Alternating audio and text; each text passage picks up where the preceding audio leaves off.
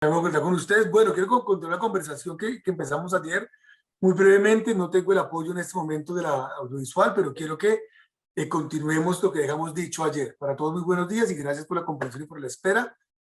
Acepten mis disculpas, por favor, porque no hacerse esperar no habla bien de las personas. Realmente no estaba en mi intención realmente hacerlo. Muchísimas gracias. Bueno, en la jornada de ayer, por la tarde, cuando empezamos, muchísimas gracias. En la jornada de ayer por la tarde, hicimos una introducción a lo que entendemos por tradición, por traditio. Y resumiendo, pues tradición tiene que ver, la tradición entendida como una de las fuentes, que por ejemplo la catolicidad ha asumido como una de las fuentes de las cuales hace y piensa la teología fundamentales, entendida como en compañía con la escritura, en compañía con la iglesia y las enseñanzas que ella se permite y asume como propias para, digamos, acompañar la experiencia religiosa. La tradición, de manera un poco errada, como se ha pensado, que solo es un tema propio de la catolicidad, la tradición tiene que ver con el reconocimiento de los procesos de gestación, difusión y conformación de la experiencia cristiana en los primeros siglos. Por lo tanto, constituye un patrimonio común. Y como todo patrimonio, y si es común, pues no es de nadie, ¿no? Es de todos y está abierto al uso. El mayor reconocimiento o menor reconocimiento que se dé a la tradición no la cambia. Tal vez esto suena un poco antipático, pero pues no la cambia, ¿no? Las experiencias cristianas pueden usarlo o no usarlo. El tema es desde dónde lo entienden. Y por tradición entendíamos tres líneas fundamentales. Ayer hicimos dos espacios de diferenciación interno muy claros. El primero era de la lex credendi, la lex orandi y la lex vivendi. Entendemos la tradición como una fuente que nos permite acercarnos a la progresiva conformación de la vida cristiana con tres pilares fundamentales. ¿Cuáles son los tres pilares? Lo que creen los cristianos. Segundo, lo que celebran los cristianos. Y tercero, cómo viven los cristianos. La fuente determinada y normante de la tradición es la escritura. Pero entendiendo que la escritura no agota, ni puede agotar por la naturaleza de su composición, por la naturaleza de los textos, que no son explicativos, sino que son una fuente, digamos, histórica y religiosa y teológica para entender el cristianismo, pues la tradición de alguna manera explicita y en los primeros siglos fundamentalmente en términos orales, pero progresivamente en términos escritos, aquello que creen los cristianos, lo que celebran los cristianos y lo que viven los cristianos.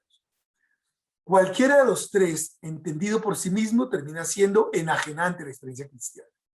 Si pensáramos solo que el depositum fide está constituido por lo que creen los cristianos y sus expresiones narrativas de lo que creen, pues haríamos una reducción fuerte del cristianismo a un tema casi meramente intelectual, ¿no? A una teoría, a una escuela de pensamiento sobre ciertas formas de entender la fe y lo que se cree. Si lo dijéramos solo celebrativo, solo lo que se celebra, pues quitaríamos el sentido profundo de lo que se celebra, porque yo celebro lo que creo.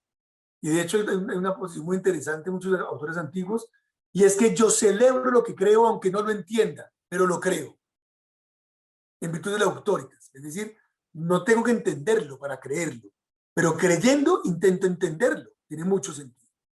Pero el tercer punto, que es el que yo encuentro en mucha bibliografía que no se nota, la lex vivendi, es la capacidad de entender que lo que creo y lo que celebro me implica vivir de cierta manera. ¿No? Es decir, colocarme ante la vida de cierta manera. Y esa es la lex vivendi. Diferenciamos además tres elementos, digamos, progresivos de conformación de la tradición. La primera, pues, que es la tradición divina, ¿no? La herencia divina, que es la comprensión de la escritura, que la comprende. La tradición apostólica, que tiene que ver con la progresiva conformación de las comunidades en el siglo I, siglo II, las primeras generaciones que le fueron dando forma, entendiendo que ese dar forma pasó por espacios de improvisación, por pluralidad, por tensiones intelectuales importantísimas, y se da paso a una tradición eclesial, que es la forma como la iglesia recoge y entiende lo que cree. ¿Se acabó la tradición? No, la tradición está viva. La tradición es una construcción dinámica. Entendemos que en los primeros siglos, que la Iglesia Católica y la Ortodoxa llaman padres de la Iglesia, desde una perspectiva menos eclesial, menos denominacional, podría entenderse como los primeros siglos del cristianismo, las primeras generaciones. Allá entendemos que están las bases fundamentales y que se incuba el cristianismo como experiencia. Pero la tradición, pues existe, la leemos, ¿no? Es dinámica, es profundamente dinámica. En el sentido en que ir hacia atrás, uno va hacia atrás con actitudes diferentes. Si ustedes piensan hoy, por ejemplo, que el mundo, ¿no?, tiene una serie de reivindicaciones que han creado las agendas, una de las agendas principales, la agenda de género, por ejemplo, la agenda climática, la agenda ambiental, son agendas que no existían en los 60 ni en los 70, ¿no? La famosa discusión de género, que es un tema de reivindicación de la mujer y la reivindicación de la diversidad sexual, pues de esto no se hablaba en los 40, ni en los 60, ni en los 80, al contrario, una posición excesivamente conservadora, burlona, poco respetuosa. Y hoy en día es un tema que está en la agenda de los países, ¿no? Todos los países, las instituciones hablan de enfoques diferenciales, ¿no? Se habla de los famosos objetivos, ¿no?, de desarrollo sostenible. Pues eso quiere decir que hay una agenda profunda. En ese sentido, ustedes se dan cuenta, la tradición pues es la misma, pero la forma en la cual se le ve y se bebe de ella es diferente, ¿no? En el Vaticano II, que es un evento importantísimo en el mundo, en la Iglesia Católica, hay un llamado muy interesante a la observancia y a volver a las fuentes. Bueno, la gran pregunta es, bueno, ¿y cuáles son las fuentes de la tradición? ¿Cómo se entiende la tradición? ¿Cuáles son las fuentes básicas? Y yo quiero que entendamos que estas fuentes pues están, las encontramos y las tenemos, ¿no? Afortunadamente, y son objeto de estudio, tenemos tres fuentes fundamentales, ¿no? La tradición se fue construyendo sobre todo en la oralidad. Claro, no tenemos los audios del siglo I ni los audios del siglo II, pero sí sabemos que el primer vehículo en el cual se fue gestando de alguna manera la tradición fue la experiencia de oralidad, que es propia además de la cultura semita. No tanto del mundo occidental, que ya tiene, ¿no?, un proceso de escritura, unos alfabetos y una tendencia literaria muy importante, pero la primera gestación de la tradición es oral. Y eso, yo quiero que pensemos en esto, colegas, comillas, que es una categoría muy, creo que encuentro muy práctica y tiene mucho sentido para pensar la tradición, ¿no?, sus orígenes y su pertinencia, su relevancia, es el tema de la memoria con M mayúscula.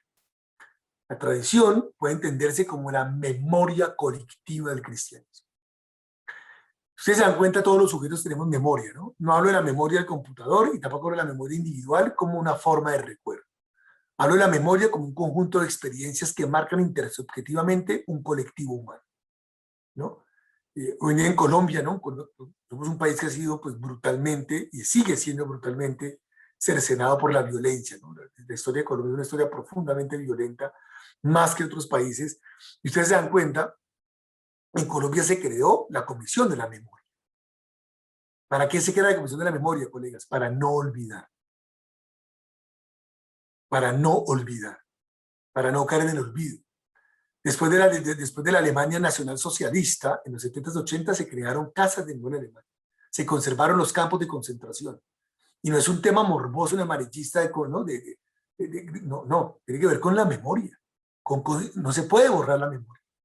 Y a mí me parece que esa categoría tiene una vigencia muy interesante para el mundo contemporáneo, para entender la tradición. La tradición es la memoria del cristianismo. Y la memoria tiene que ver con aquellas conjunto de experiencias que determinan identitariamente un colectivo específico. Tradición, yo los invito a que la pensemos, entre otras muchas formas, como la memoria del cristianismo. Y la memoria, aunque nos remonte a lo pretérito, la memoria es presente, ¿sí o no? La memoria es presente. Aunque ella me remonte a lo pretérito, la memoria es una actividad profundamente presentística, ¿no? Por ejemplo, a ver, si yo pierdo mis padres, pues soy huérfano. Y la orfandad es un dato absolutamente, ¿no? No es que yo perdí mis padres y yo era huérfano, no. Si yo pierdo mis padres, soy huérfano. El evento es pretérito. Pero las consecuencias que se protraen en el tiempo, en el presente y en el futuro son clarísimas. La memoria nos remonta al pretérito del cristianismo, a la conformación del cristianismo, al progresivo y paulatino proceso en el cual el cristianismo fue condensando lo que creía y expresándolo, narrándolo, diciéndolo, fue unificando progresivamente desde muchísimas perspectivas, digamos, heterogéneas, una forma de celebrar lo que cree, y hoy en día seguimos abiertos. El hecho de que nosotros celebremos de cierta manera no nos cohíbe abrirnos a la idea de la celebración, ¿cierto? Entonces, la memoria nos conecta con el pretérito, pero la memoria es fundamentalmente presente, ¿no? Yo tengo una serie de cicatrices por ahí en el cuerpo porque es que me operaron y la operación me lleva al pretérito, pero las cicatrices las tengo y las veo, ¿no? Cuando uno se cae las piernas, ¿no? Los niños, todo niño y todo tenemos cicatrices o en las piernas o en los codos, que nos caímos corriendo, nos caímos montando bicicleta, nos caímos patinando. El cuerpo guarda la memoria. Yo creo que esta comprensión de memoria es muy interesante. ¿Y la memoria cómo se conforma? La memoria se conforma en la oralidad. El primer espacio es el espacio comunicativo de la oralidad. Es decir lo que creo, discutir lo que creo, cantar lo que creo, vivir lo que creo. Progresivamente, y dada la cultura, pues, como les conté ayer, pues, el cristianismo no puede pensarse únicamente ni desde la sinagoga ni del judaísmo. El cristianismo, pues, es profundamente complejo porque se sirve de las culturas de la tradición clásica grecorromana para construirse, y por eso hay una profunda dependencia intelectual de la tradición clásica grecorromana para poder entender el cristianismo. El cristianismo no puede pensarse al margen de la tradición grecorromana, y tampoco es posible, esto no es ni bueno ni malo, sencillamente es así. No es posible pensar el cristianismo al margen del Imperio Romano. Dicen ustedes que las diferentes formas que fue tomando el cristianismo en el tiempo son herencia de la romanidad, de los edificios, las prácticas, las normas, los vestidos, ¿no? No se puede, no es fácil de alguna manera eliminar, y no tendría sentido, ¿no? Yo alguna vez hablaba con algunos profesores, es que el cristianismo es demasiado platónico. Pero ¿cómo quería que fuera, perdón? ¿Marxista o personalista o qué? ¿Leninista? No se puede. Porque la tradición clásica es el elan vital, es el contexto, es el ámbito en el cual se da la religión cristiana, se conforma. Entonces es inevitable pensar que el cristianismo haya bebido en términos categoriales, en términos jurisdiccionales, en términos normativos, en términos estéticos, de la cultura clásica en la cual vino a ser. Si Dios decidió, permítame colocarlo de esta manera, en su infinita misericordia e inescrutabilidad de sus deseos, ¿no? Irrumpir en la historia en Judea y en Palestina, pues obvio eso implica connotaciones geográficas, connotaciones culturales, connotaciones lingüísticas, connotaciones, ¿no? Y después claramente artísticas, iconográficas, arquitectónicas, inevitables. Entonces, afortunadamente, teniendo en cuenta de ello, la tradición desde muy tempranamente empezamos a encontrarla escrita. Los cristianos escribieron mucho y nos dejaron kilómetros, permítame colocarla como si en términos lineales, kilómetros de literatura. Si quieren colocar otros términos, toneladas de literatura, litros de literatura, que lamentablemente los cristianos leemos muy poco. Que la concentración de la fe, entendida desde la fuente escriturística, ha hecho que los cristianos conozcan la escritura, y algunas denominaciones, algunas experiencias cristianas son más lectores de la escritura que otras. Pero lamentablemente, los cristianos, independientemente de la confesión o la forma en la cual entendieron o crecieron entendiendo la fe cristiana, han sido increíblemente pobres, ¿no? La misma iglesia ha sido muy pobre en el estudio de la tradición, ¿no? Y piensen, por ejemplo, no voy a hacer propaganda pagada porque no me pagan. Ciudad Nueva no me paga, pero ¿cómo no decir? Ciudad Nueva es una editorial española que tiene casas en América Latina y que abrió una colección patrística. En lengua castellana cada vez más tenemos fuentes antiguas para leerlas y conocerlas. Son unos libritos anaranjados divinos, la biblioteca patrística. Son anaranjados, un anaranjado horrible, pues es anaranjado pues que chilla, y saca una cantidad de libros. La Biblioteca de Autores Cristianos, esta famosa casa editorial española de la PAC, también nos ha proporcionado, por ejemplo, toda la obra de Agustín de Hipona, toda la obra de Ambrosio. Tienen publicada toda la obra de las cartas de Jerónimo. Tienen publicada la historia eclesiástica de Eusebio, ¿no? Algunas editoriales, pero Ciudad Nueva se especializó en publicar escritos del siglo I al siglo VIII, siglo VI cristiano. Y claro, en otras lenguas ya estaba mucho más lejos, porque tenemos, ¿no? Afortunadamente la posibilidad de leerla y de estudiarla. Entonces, la segunda fuente, aparte de esa primera, de ese primer ejercicio de oralidad, un momentico, perdón que se me desconecta, perdón, voy a colgar a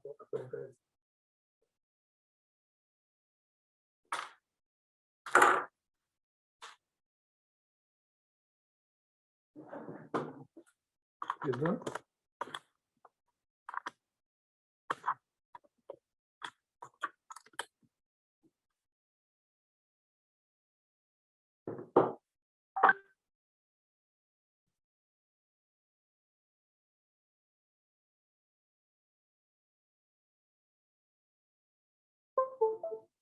Listo, ya. Bueno. Lo segundo es la literatura escrita, ¿no? La oralidad, la escritura, ¿no? La literatura. Podemos hablar de una oratura cristiana que encontró y se plasmó progresivamente en una literatura cristiana. Los cristianos tenemos un patrimonio enorme en la literatura antigua cristiana. Y a nosotros en esa literatura encontramos plasmados la forma en la cual los cristianos progresivamente fueron entendiendo lo que creían. Son narrativas, con una enorme tipología de textos, ¿no? Los textos de la escritura, por ejemplo, perdón, voy a decir los principales corpus que conforman esta literatura. El primer corpus, sin duda alguna, es esta literatura que nos permite entrar y conocer la tradición, y penetrar la memoria del cristianismo entendida como ese conjunto complejo de vivencias en las cuales el cristianismo se narra en lo que cree, en la forma como celebra y como vive el cristiano. El primer corpus importantísimo es seguramente un corpus de naturaleza bíblica, ¿no? Y ustedes entenderán que pues la escritura nuestra suena raro decirlo, pues es escrita. ¿Qué quiere decir? Que la palabra de Dios, en términos providencialísticos, pues se manifiesta a través de unos textos, es decir, de unas estructuras lingüísticas, de unos códigos lingüísticos. Y no fue en hebreo, no fue en arameo, no fue en siríaco, fue en griego. Luego, los primeros textos de la escritura son una conformación, pero yo que si ustedes, por ejemplo, leen los evangelios, los hechos de los apóstoles, son la memoria de la forma en la cual los cristianos comprendieron progresivamente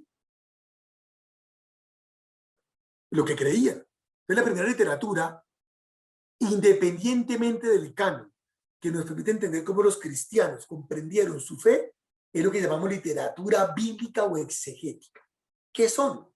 Los cristianos desde muy tempranamente empezaron a comentar la escritura, a comentarla, a entenderla, a predicarla. En griego se dice homilía, en latín se dice sermones. Homilías o sermones. Entonces tenemos un corpus precioso, extenso, amplísimo de comentarios a la escritura, de tratados sobre la escritura, de homilías y de sermones alrededor de la escritura. ¿Cuál creen ustedes que fue el libro de la escritura más comentado en la antigüedad? ¿Cuál se imaginan que es el texto más comentado de la escritura?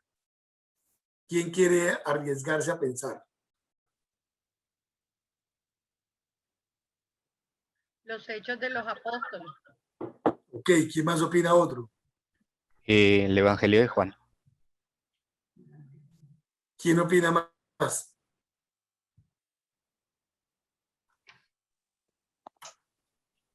Evangelio de San Marcos. ¿Quién opina más? El Antiguo Testamento yo diría que el Génesis. Pues exactamente. El libro más comentado de la antigüedad cristiana es el Génesis. Porque es el libro que cuenta cómo Dios creó el mundo, cómo creó a la humanidad. Allí en el Génesis está contado una buena parte de la cosmología cristiana. Pero bueno, entonces un primer texto está en ese ámbito. Un primer corpus literario es el corpus literario que tiene que ver con la forma en la cual los cristianos entendieron y explicaron la escritura. Y lo interesante es que lo tenemos. Colegas, tenemos textos que nos cuentan cómo entendieron la escritura del siglo I, siglo II, siglo III, ¿no? Y son preciosos, que son textos que más nos cuentan desde qué óptica y con qué método y qué rigor tuvieron leer la escritura. Otra literatura importantísima es la que llamamos literatura polémico-dogmática. Cuando digo literatura polémico-dogmática, me refiero, no entiendo, señor Enrique, ¿es una pregunta? ¿La quiere hacer en vivo, por favor?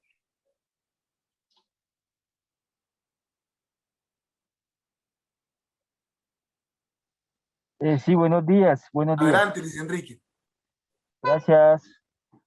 Sí, o sea, me queda intrigada la respuesta porque puede que el Génesis sea el texto más comentado, pero si estamos hablando de la primera comunidad cristiana, ¿cuál se debió ser la intención? ¿Por qué los primeros cristianos comentan primero el Génesis y no los hechos de Jesús y sus memorias? No, pero lo que la conclusión que estamos sacando no tiene ningún carácter excluyente. Le estoy contando que en los primeros siglos del cristianismo, en los primeros 5 o 6 siglos, el libro más comentado fue el Génesis. Es el texto que nos resulta de mayor comentario en la literatura griega y latina. Eso no excluye absolutamente ni va en detrimento de pensar que en las primeras comunidades cristianas los temas fueron múltiples. Seguramente la experiencia de la Pascua va a ser profundamente comentada, pero es que si usted se da cuenta, los evangelios no son libros tan explicantes, ¿no? Son libros que se leen y narran, y lo que narran está en sí mismo explicado. Pero el mundo antiguo cuestionó profundamente la idea de quién es ese Dios, por ejemplo. ¿Cómo es que creó el mundo? Desde la creación es increíblemente ajena al modelo de la tradición clásica. La tradición clásica concibe el mundo como uno eterno y no se preguntan ni por origen ni por el final. El cristianismo, esta idea de que el mundo tiene un inicio y tiene un final, es de los cristianos, no es de la tradición clásica. Creo que se llamó muy tempranamente la protología y la escatología cristiana. La protología es cómo explicar el origen del mundo y de la humanidad. El cristianismo lo responde en términos sistemáticos, pero también responde cuál es el fin del mundo, ¿sí o no? Pregunta que no se hacía en la tradición clásica. Pues no lo decía en detrimento de que existiera. Estaba comentándole solo de manera profundamente anecdótica cómo realmente en los primeros siglos de cristianismo encontramos con sorpresa, aunque no con tanta sorpresa, que el libro más comentado fue el Génesis. Aquí estamos hablando de lo que se escribió, colegas. Yo quiero que piensen que lo que se escribió, pues es una parte ínfima de lo que se decía, ¿sí o no? ¿Cuánto de lo que ustedes dicen y piensan está escrito? Perdón. No, uno no escribe, uno habla, ¿no? Y piense que además pues, escribir en el mundo antiguo era difícil, escribir era costoso, se escribía sobre formatos y soportes animales y vegetales. Y el cristianismo optó por escribir fundamentalmente sobre pergaminos, no sobre papiros. Sobre el papiro y los rollos escribían los judíos, y los cristianos escribían sobre papiros, sobre pergaminos. Y los pergaminos son de material animal. Porque cada vez que usted quería escribir, tocaba matar un montón de animales.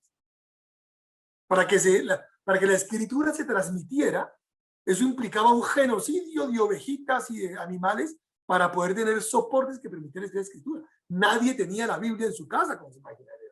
La Biblia no existía, en el sentido en que nadie tenía 70 libros. Imagínense la cantidad de pie que usted necesita para copiar 70 libros.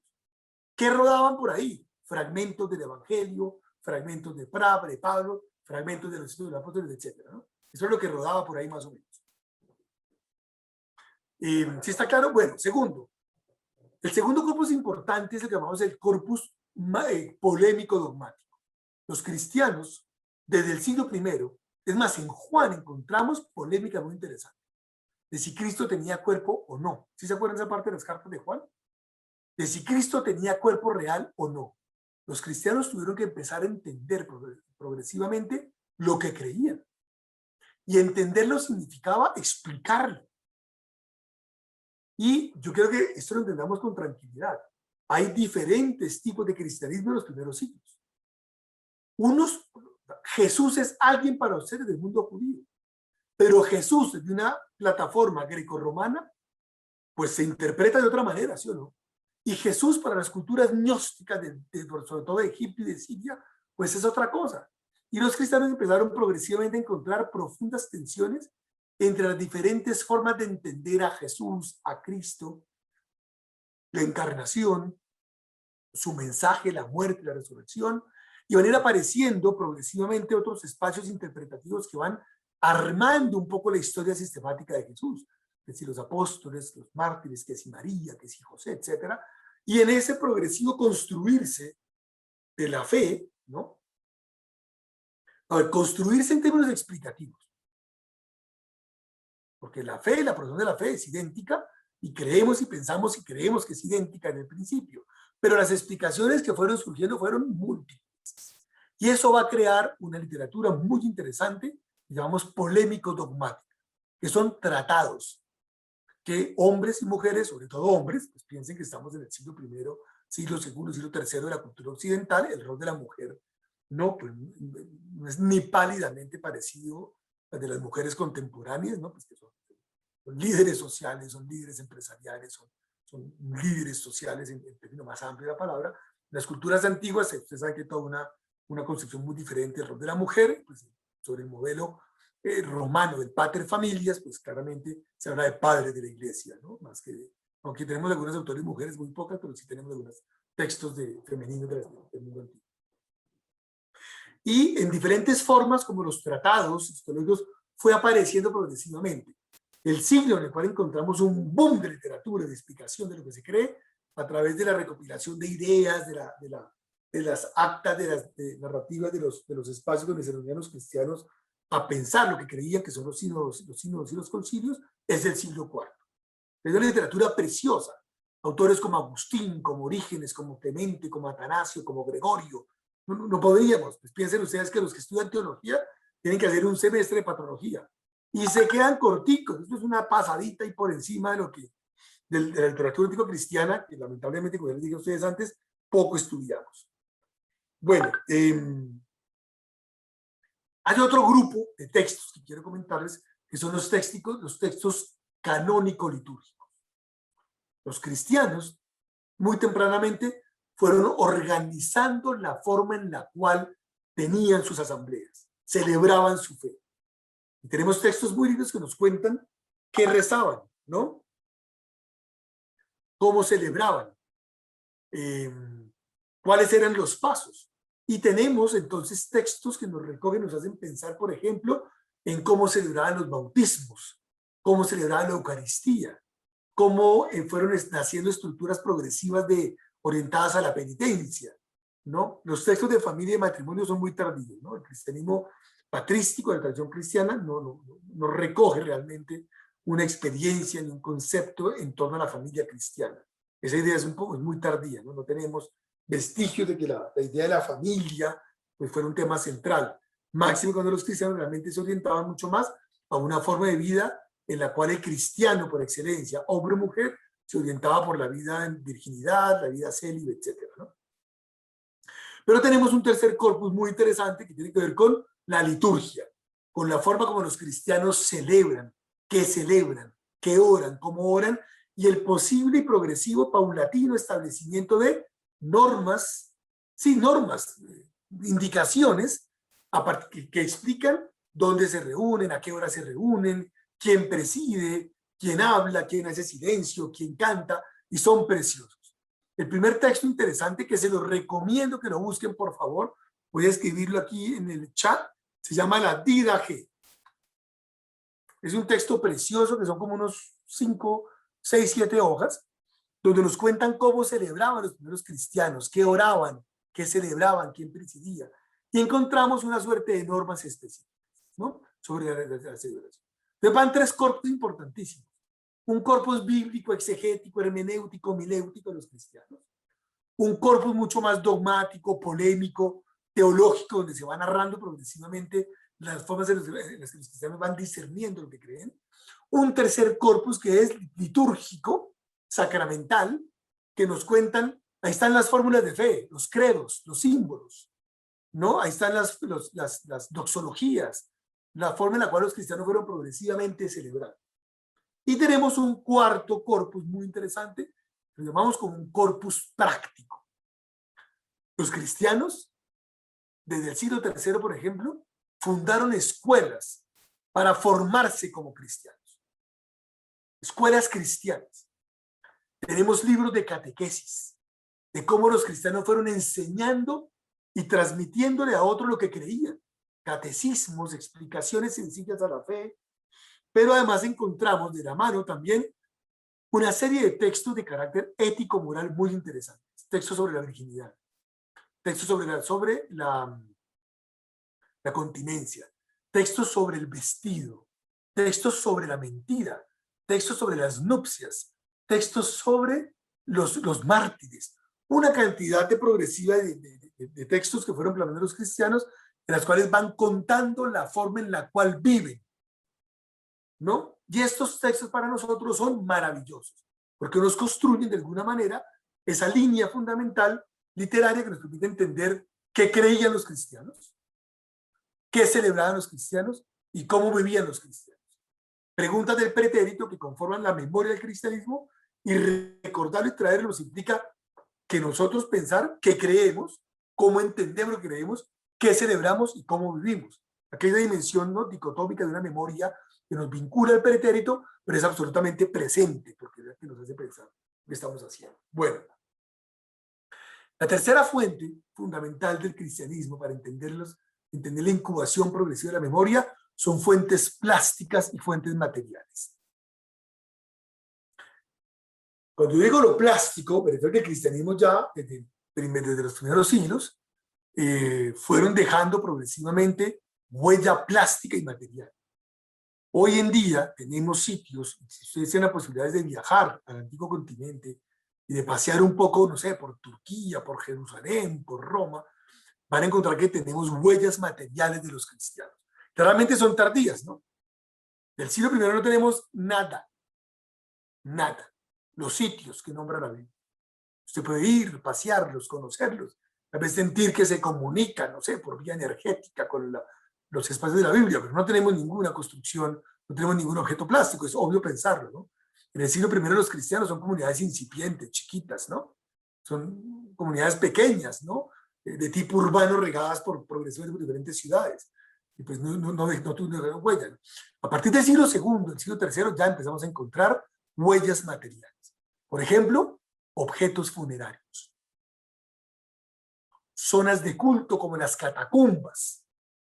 Eran estos cementerios de los cristianos donde los creyentes, hombres y mujeres, conservaban los cuerpos de sus parientes y de los mártires con la absoluta concepción de una resurrección materialísticamente explicable. Es decir, los cuerpos, los primeros cristianos no quemaban los cuerpos, porque temían que la incineración de los cuerpos después evitaba o podía evitar todo el tema de la resurrección y de la glorificación del cuerpo. Y por eso los cristianos por siglos conservaron sus cuerpos en lugares cerrados, vigilantes y atentos y prohibidos del robo, ¿no? Porque era, pues, para un cristiano que le robaran un cuerpo era importantísimo, porque pues está toda la fe constante en la resurrección de Cristo, ¿no? Entonces, pues, los cuerpos se cuidaban. Pero ya en el siglo IV tenemos, por ejemplo, basílicas paleocristianas, espacios de reunión eucarística, bautisterios, espacios de culto funerario, y con ello, pues se va gestando desde muy tempranamente toda una iconografía cristiana, ¿no? El famoso pececito, ¿se han visto el pez? El famoso pez que representa a los cristianos, que es muy lindo porque es un acrónimo. Pez en griego se dice ichthys, de ahí viene ictiosaurio, ¿no? Un pez grande, pues, de la antigüedad. Y ichthys es un acrónimo para decir Jesús de Nazaret, Hijo de Dios Salvador. Jesús Christos, ichthys. Jesús Christos Theou Ios Soter. Jesús, Hijo de Dios Salvador, Jesucristo. Bueno.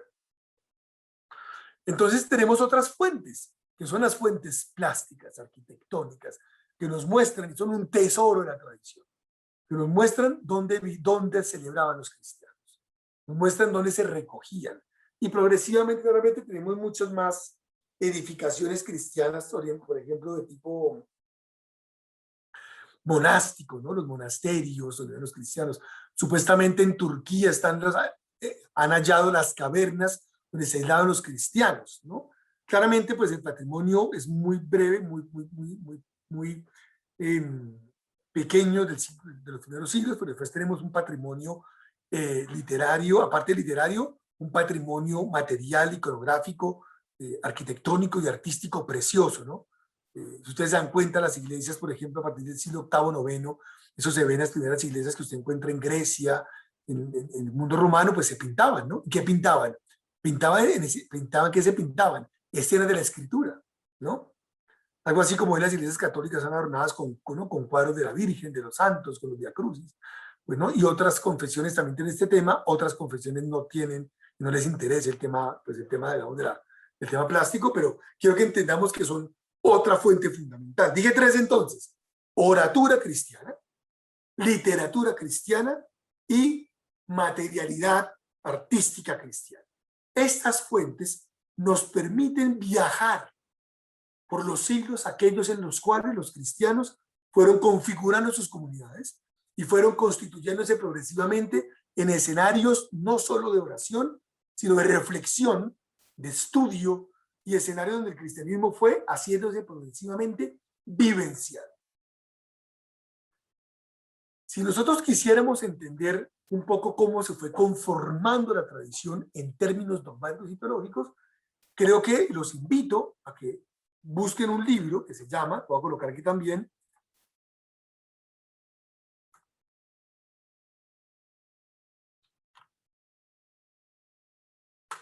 se llama el Denzinger. ¿Qué es el Denzinger?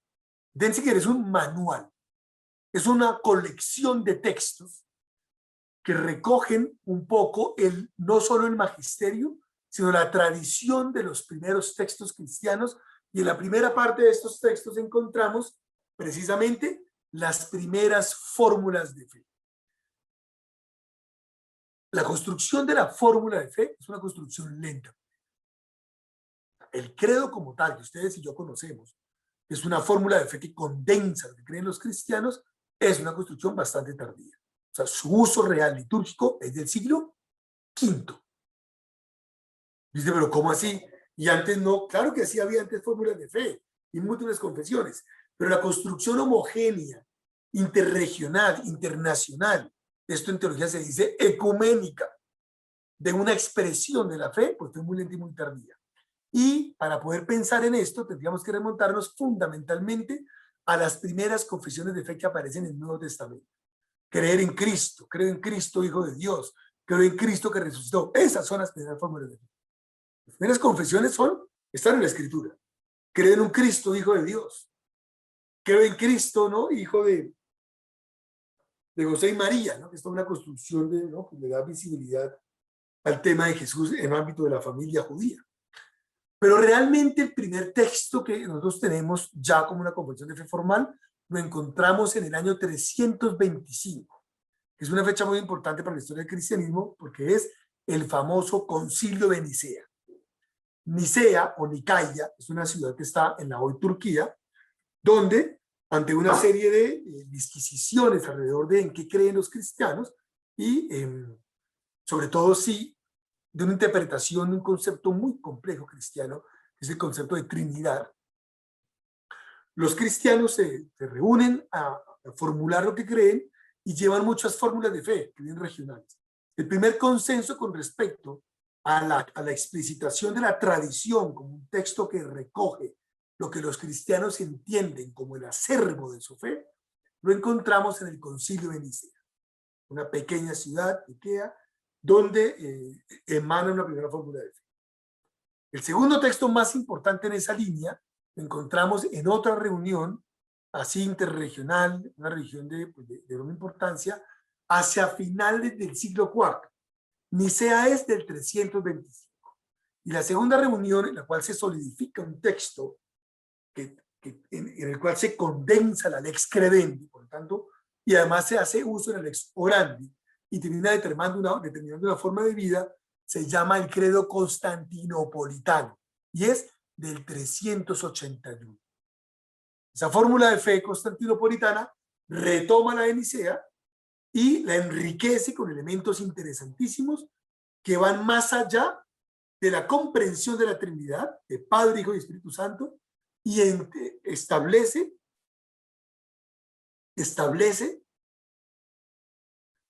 la fe en la iglesia, la fe en el bautismo, la fe en el fin de los tiempos, la fe en la eternidad del reino de Cristo, etc. y empieza a explicar de manera mucho más fuerte. Pregunta a Ferney si el Denzinger es el mismo libro de Maestría de la Iglesia. Sí, es el mismo, exactamente. Solo que en la primera parte del Denzinger están las fórmulas de fe que explicitan la tradición cristiana. Después, el Denzinger es toda una colección de textos en los cuales se condensa el magisterio. Pero es que la primera parte del magisterio, o las primeras enseñanzas de la Iglesia, son la tradición. La tradición misma, ¿no? La lex orandi, la lex credendi. Finalmente, la fórmula de fe de mayor fuerza, de mayor condensación, las encontramos en un concilio, el tercer más importante concilio de la Iglesia cristiana, que se llama el concilio de Calcedonia, que es otra ciudad en Asia.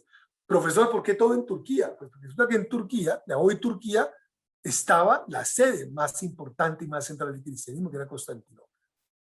Yo sé que nosotros por tradición siempre pensamos que la ciudad más importante para el cristianismo era Roma, pero no es así. Roma solo tardíamente se convirtió en una Roma cristiana. Roma es Roma, Roma es cristiana, Roma es el eje de las comunidades cristianas, no antes del siglo V, siglo VI. El cristianismo es un fenómeno, una expresión, digamos, de un colectivo religioso, muy, pues lo que hemos venido hablando, ¿no? De una paulatina construcción, pero su epicentro fue fundamentalmente oriental, ¿vieron? El epicentro del cristianismo del siglo I, el siglo II, el siglo III, pues es Jerusalén, después va a ser Alejandría, después termina siendo Constantinopla. Y solo Roma, en la medida en que la Roma romana desaparece, y en la medida en que la Roma romana va desapareciendo, va apareciendo la Roma cristiana.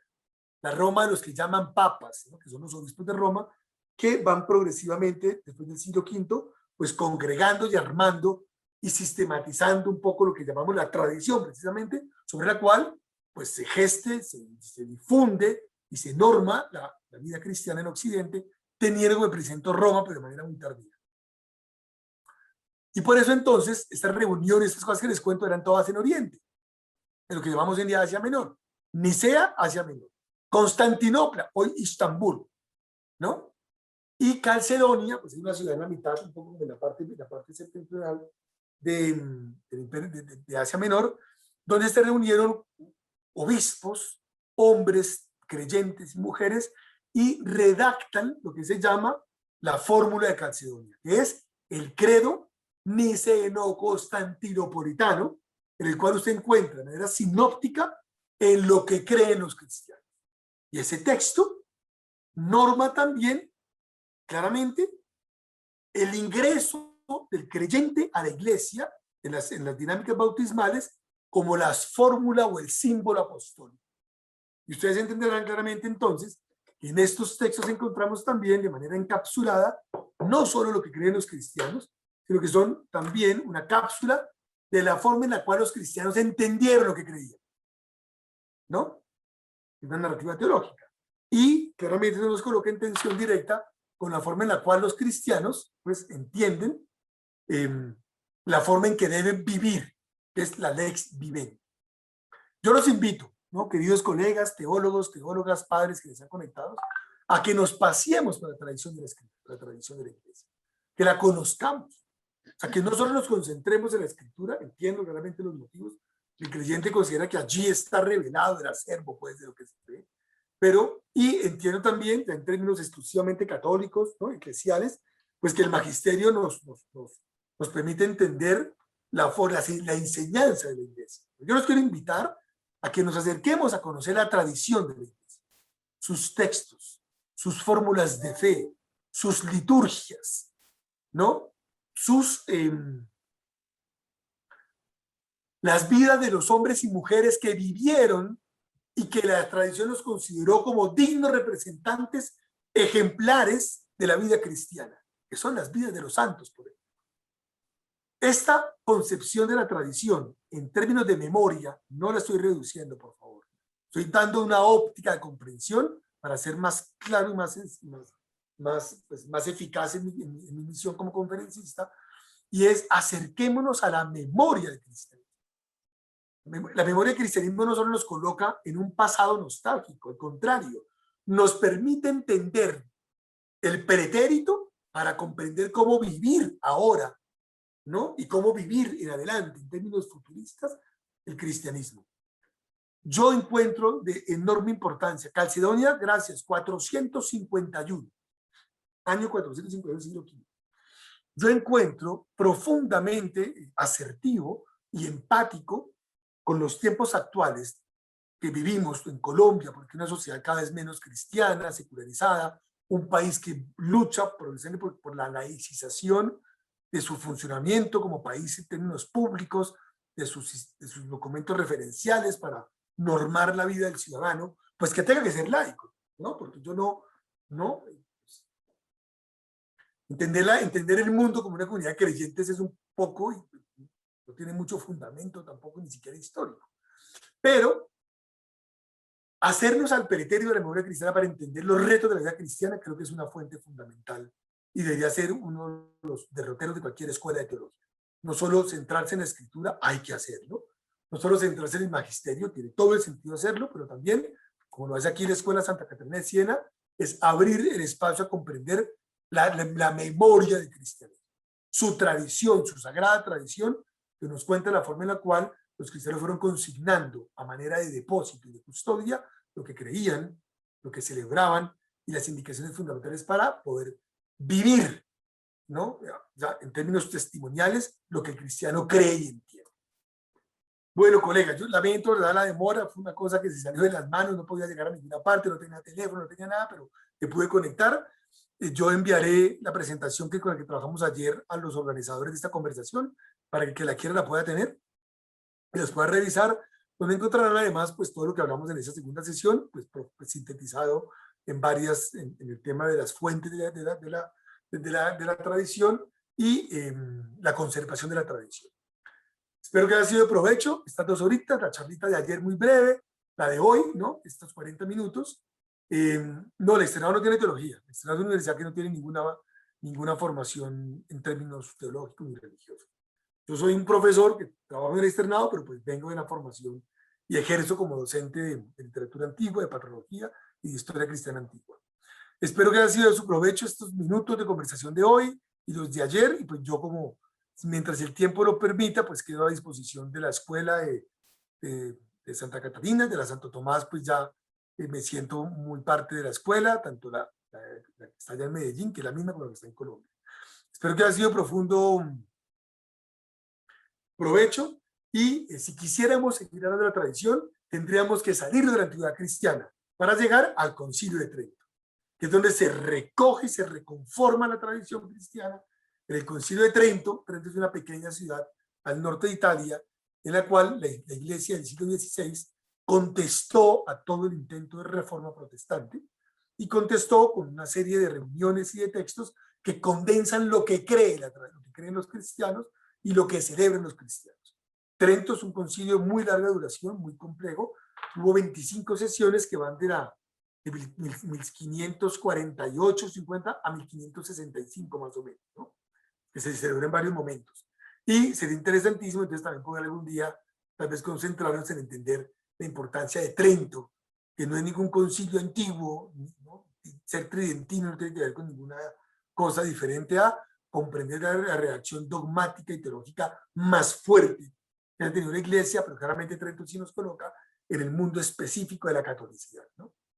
Bueno, para todos un saludo, muchas gracias por la invitación, muchas gracias también por la paciencia que me tuvieron hoy. Espero reivindicarme en otra invitación que me hagan, que voy a aceptar con mucho gusto, para seguir aprendiendo y discurriendo y conversando sobre estos temas que aprecio profundamente, que llamen la atención de escuelas de formación teológica y de ustedes que tengan este día para sentarse.